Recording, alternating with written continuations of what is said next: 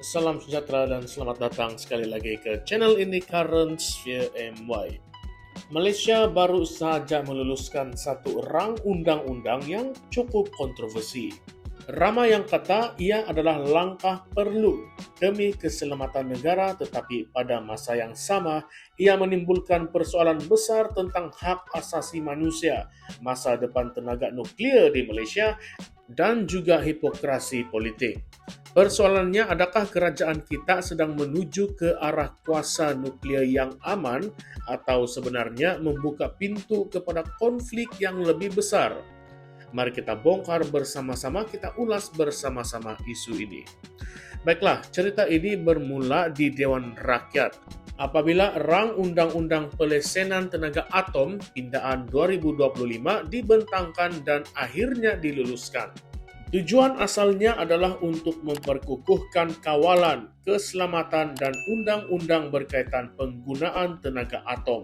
Tetapi yang jadi isu besar di sini adalah kewujudan seksyen baru yang bukan sahaja melarang pembangunan, pemilikan ataupun penggunaan senjata nuklear, malah menetapkan hukuman mati ataupun penjara sehingga 40 tahun bagi sesiapa yang melanggar larangan itu.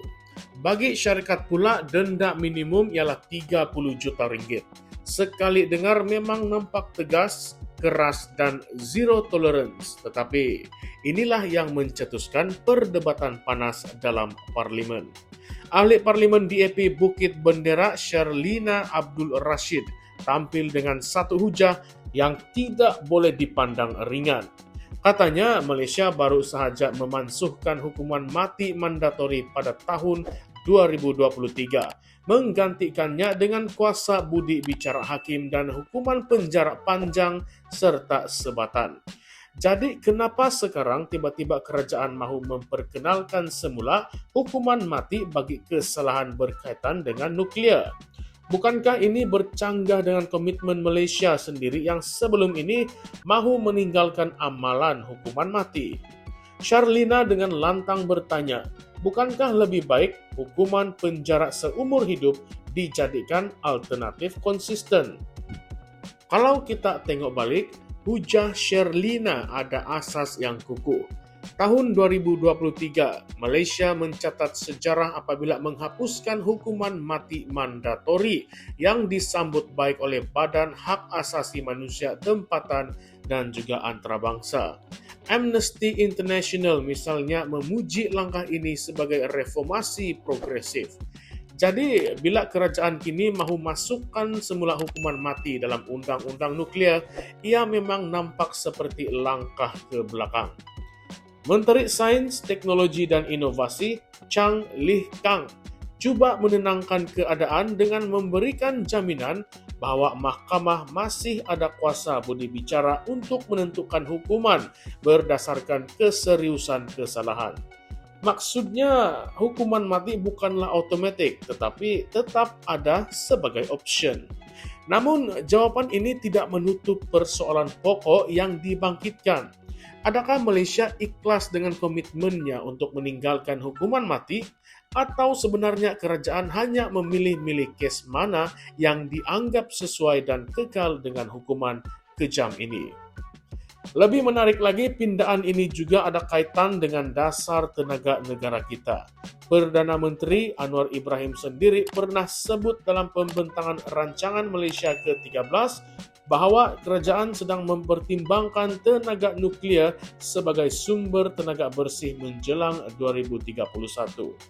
Malah, My Power Corporation sudah disebut bakal menjadi pelaksana projek nuklear ini dengan pemantauan daripada Agensi Tenaga Atom Antarabangsa IAEA.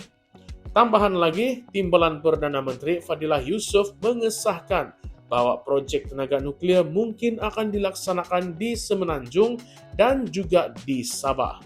Jadi, undang-undang ini sebenarnya adalah persediaan besar-besaran untuk membuka jalan ke arah penggunaan tenaga nuklear di Malaysia.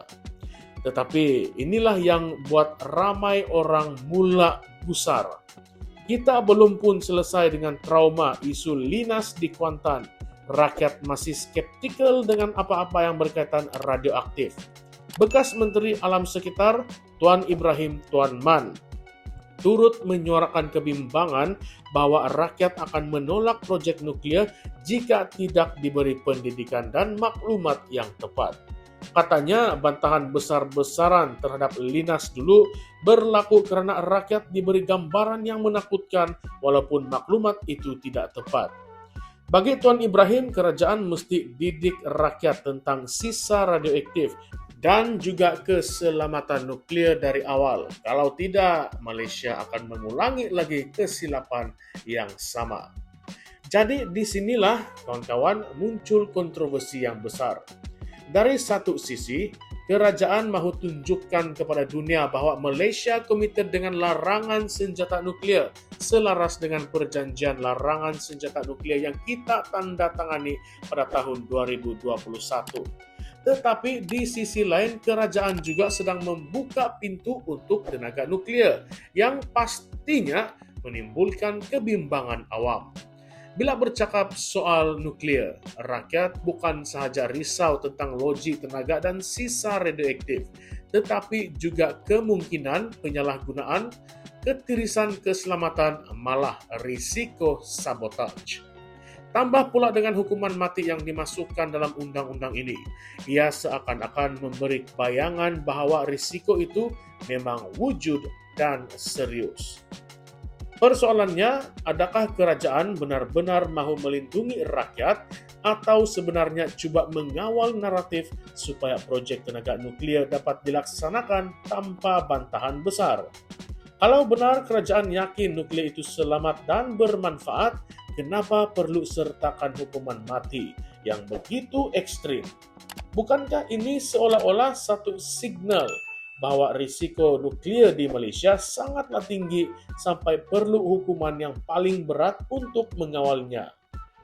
Bayangkan begini, Malaysia sudah pun memulakan perjalanan ke arah tenaga nuklir dan undang-undang ini menjadi batu asasnya. Tetapi, adakah mungkin undang-undang ini juga disediakan sebagai persediaan jika berlaku penentangan besar-besaran seperti Linas dahulu? Adakah hukuman mati dan penjara 40 tahun ini bukan sekadar tentang senjata nuklir, tetapi juga untuk menakut-nakutkan mana-mana pihak yang berani cabar proyek nuklir kerajaan pada masa hadapan? Kita tahu, dalam politik ini, bahasa undang-undang boleh jadi fleksibel. Apa yang ditulis hitam putih mungkin hanyalah permulaan. Bayangkan jika suatu hari nanti ada pihak ataupun kumpulan aktivis yang coba membantah proyek nuklir di Sabah ataupun di Semenanjung. Adakah kerajaan boleh menafsirkan bantahan itu sebagai menghasut ataupun menggalakkan aktiviti berkaitan nuklir yang menyalahi undang-undang? Kalau itu yang berlaku, ruang demokrasi dan hak rakyat untuk bersuara boleh terancam. Inilah dilema besar. Adakah pindaan ini benar-benar tentang melindungi negara daripada ancaman nuklir, atau sebenarnya membuka pintu kepada satu era kawalan lebih ketat terhadap rakyat dan juga aktivis? Dan lebih penting, adakah Malaysia benar-benar bersedia untuk masuk ke dunia nuklir, sedangkan pendidikan awam tentang isu ini masih lagi berada di tahap yang sangat-sangatlah rendah? Jadi saya ingin tanya kepada Anda semua yang sedang menonton, yang sedang mendengar ulasan ini. Adakah Anda percaya kerajaan ikhlas dengan janji bahwa tenaga nuklir di Malaysia hanya untuk tujuan aman? Atau Anda rasa ini hanyalah langkah pertama ke arah sesuatu yang lebih besar, lebih berbahaya, dan mungkin lebih menindas? Tinggalkan pandangan Anda di ruangan komen di bawah sebab isu ini memang akan terus menjadi panas dalam beberapa tahun yang akan datang. Akhir kata, inilah realitinya. Di depan rakyat, kerajaan bercakap soal keselamatan dan kemajuan teknologi. Tetapi di belakangnya, banyak persoalan belum terjawab. Sejarah sudah tunjukkan, bila rakyat tak diberi maklumat penuh, yang lahir hanyalah ketakutan, bantahan dan akhirnya konflik. Jadi adakah kita sedang melangkah masuk ke masa depan tenaga bersih atau sebenarnya sedang bermain dengan api yang boleh membakar balik negara kita sendiri?